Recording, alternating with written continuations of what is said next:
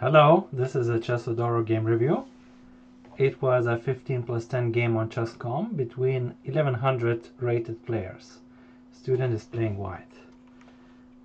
So game started e4, e5, knight f3, so an open game, and you go for Scotch opening. I play this myself as well, very good opening. ed, knight d4, yeah, there are some crazy, like you can play some gambits even. Yeah, but knight d4 is the main move. Knight f6. Your opponent chooses one of the main moves. Other main move is bishop c5.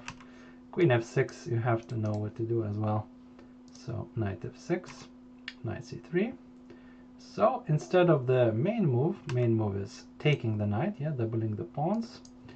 And this is like heavy theory after this move. White has c4, white has h4, complex fight.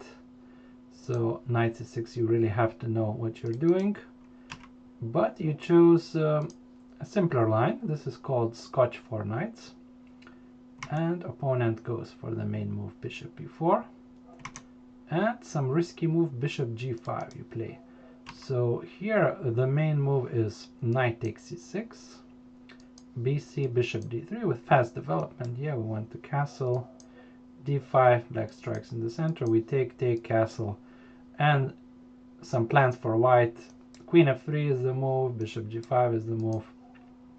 I'll leave you a nice video resource in the description where Grandmaster explains how to play this for white, so you can check that out. But instead you went for bishop g4, bishop g5. So a bit risky, because you see when we play d4 in the opening we kind of lose one tempo, yeah, knight recaptures, like knight moves second time, so black is kind of leading a bit in development. It's dangerous to keep the king in the center, yeah.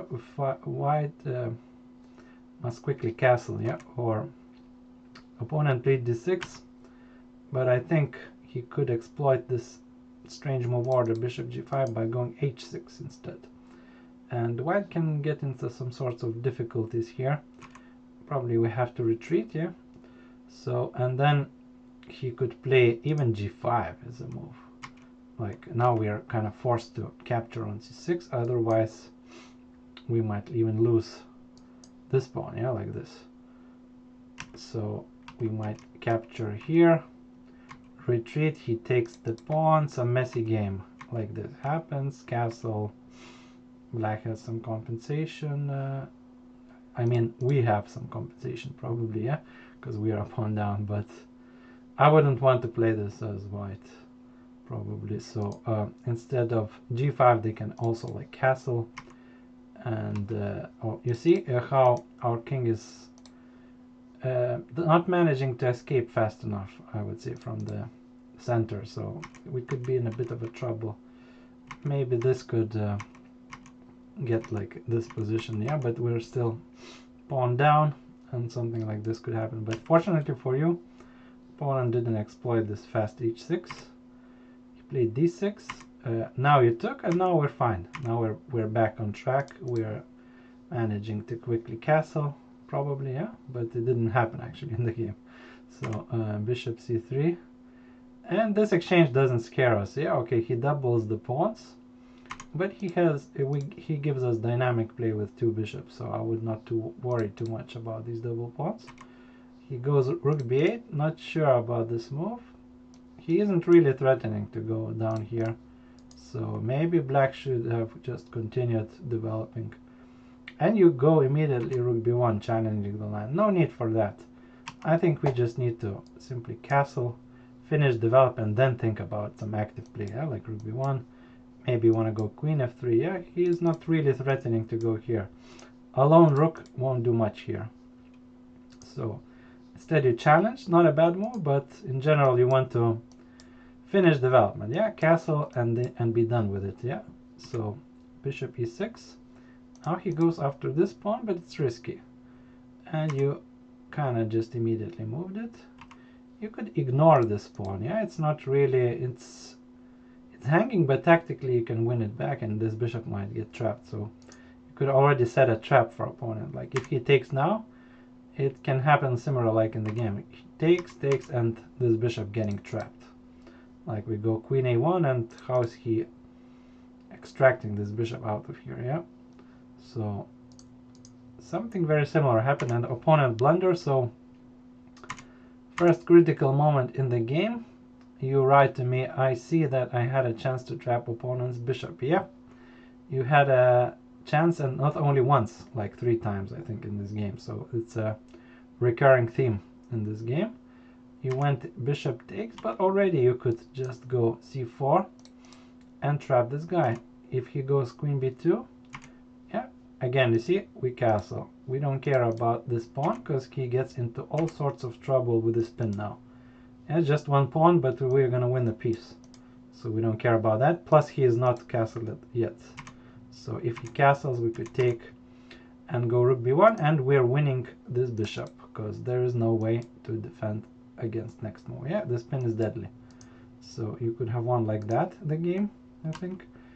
Instead you went bishop f6, he took back, and now you made a big mistake. Yeah, I think we need to castle in this game. Yeah, already you're delaying the castle for I don't know how many moves. You should have castled like 3 moves ago. So instead, still you're going for some active play, not finished with the king safety. Yeah, so that's a big mistake, and he exploits immediately this by checking the king. So instead you still had at least castle here. Yeah, if you don't spot this bishop trap, at least castle, be done with it, then play on. Yeah, then play some active moves. But even here you had this trap, and you could still castle, yeah, and go for this pin. So but queen f3 is not a good move, and you have to go back now, wasting time. Yeah, so even after this you're still not worse, but you cannot go like king d2. There is nothing for white here, just down a rook, no attack, so you have to go back and exchange queens. And we have kind of equal endgame here. Pawns are equal.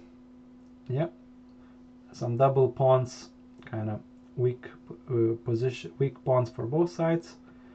But he goes here, g3, bishop e6, f4, good move. Yeah, expanding.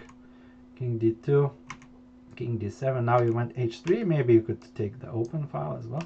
But I like h3. It's kind of actually trapping the bishop again. Yeah, you had this chance again to trap.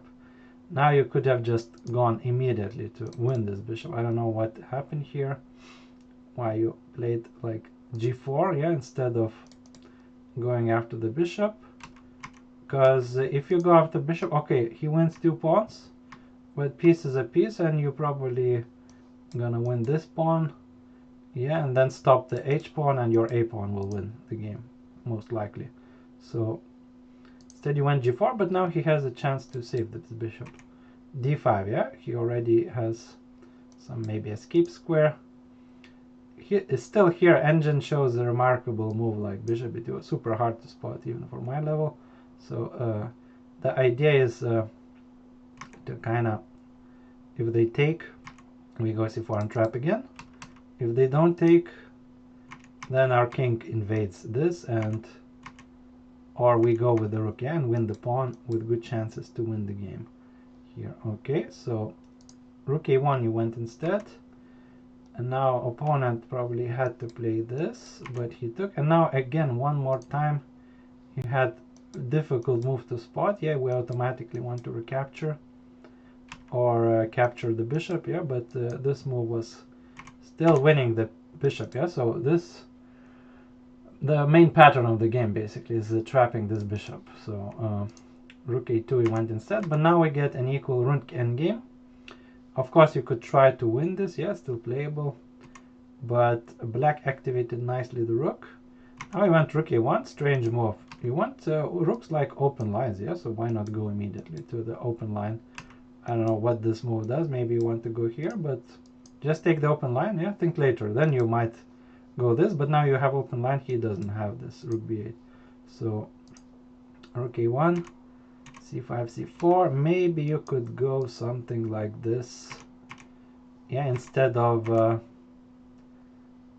pushing c4, maybe some chances later to bring the king in. and you could go like this. Yeah, if he invades with the rook, might at least bring the king in, maybe some breaks, some chances here. But instead you push the pawn. H4, yeah, you're trying to break through the king side, but you see he has active rook as well. So here you went H5 and you asked, can you please advise which plans I could try to break through? Well, it's around equal endgame, yeah, so it will be very hard to win unless opponent makes some clear blunder, yeah, or drop some pawns. I don't think we have any meaningful breaks here. Yeah, you could try G5 maybe. You had to use previous chances like this trapping of the bishop so many times. Here we could maybe, trying to play for a win, I would go for G5, but if opponent knows what he's doing, yeah, he would just get rid of double pawns. He has active enough rook, yeah, we cannot do much. If we move the rook out of the G file, he would immediately attack the G pawn. So we cannot do much here, just waiting. He will wait as well. He has enough active rook as ourselves, so this should be draw. Instead, you went H5, but you see he has enough active rook to go after your pawns, and it's a draw now. So conclusions: opening bishop G5. This move, 6 bishop G5, was risky. You should go for this theory. Yeah, check the added video resource and learn this opening for white. Yeah, how to play it. Very good opening actually for this level to kind of just know. So second thing was a critical moment after 11 bishop a2. Let's see that. Yeah, here opponent clearly made a blunder. Just basically trapped the bishop almost himself. Yeah, like went into your behind enemy lines. Yeah, and you could have just immediately c4, yeah, just trap it, pin it, yeah, pin and win there, that bishop, and you had many times this opportunity. Third thing, queen f3, this move was a mistake, yeah, remember, yeah, you need to castle to finish development, yeah, and develop the rook. So before going for some active play, always remember about king safety. Okay, fourth thing, missed another bishop trap in the endgame, yeah, so after this 22nd move, yeah, here, instead of protecting these pawns, just win the bishop, yeah, why not? He gets only 2 pawns. We can stop this h-pawn, no problem, yeah, h-pawn, we can even bring the king closer, yeah, easily can stop this h-pawn, and you have extra bishop, so your rook will get activated, win some pawns, and you should win the game as well. So this bishop trap is the main theme of this game. And finally, rook endgame was around equal. You asked me if we can break through. I don't think we can. I don't think we can, because you already had your chances here in this game, and opponent played quite well in this final stage. He activated the rook nicely, and we don't have much chances. Maybe go for g5 and hope for some miracle, yeah, but still very hard to do anything. Okay, I hope you liked the game, and see you next time. Bye bye.